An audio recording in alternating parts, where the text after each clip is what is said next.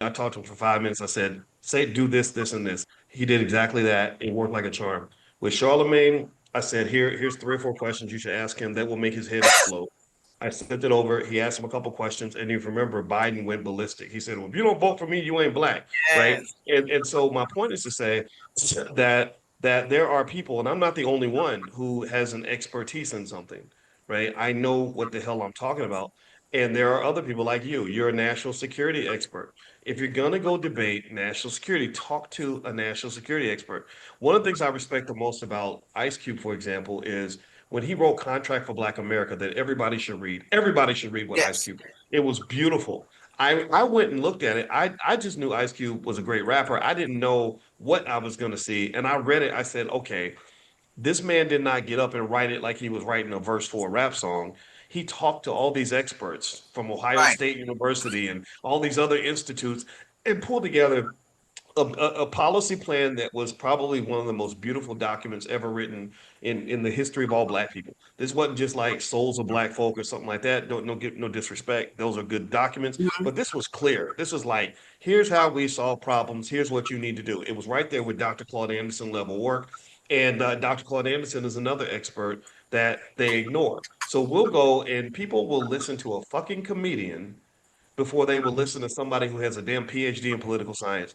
That is where the black community loses. So, as Right. much as I love Charlemagne, he's smarter than most entertainers for sure. It's not his fault that they only talk to entertainers when they want to know policy for the black community. But if anybody ever wants to know why black people don't ever get anything out of politics, it's because Yes. the first thing they'll do when they want to know what black people need is they'll put the microphone in the face of a rapper and somehow think some drug addicted rapper who hangs out with white people all day is going to understand what black people need. This should make all of us furious. I don't know if other people feel the same way, but it irritates the Yeah. shit out of me because this is why nothing ever gets done properly. What are your thoughts on that? Oh, this was, I mean, well said. I will tell you, a lot of us focus on stereotypes or what you said outside of our community, where where the white community is looking at us based on, okay, you're just only good at athlete, entertainer, whatever, comedian, whatever, right? But we do it to ourselves too, and I saw that a lot when my time in Washington D.C. Um, it wasn't just folks outside of my community that didn't really believe in my expertise. It was within, and sometimes that was more of a problem.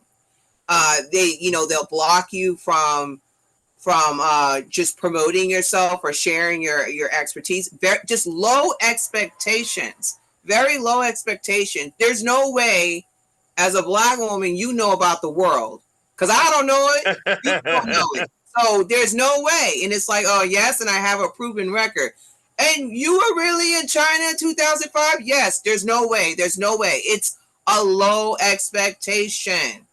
And then what's interesting too, when opportunities come up to, let's say, advise these entertainers or politicians on these type of issues, and boys, thank you so much for promoting my voice or amplifying it on your network, because that means a lot to me, because there are people that look like you that would not give me the time. They would not.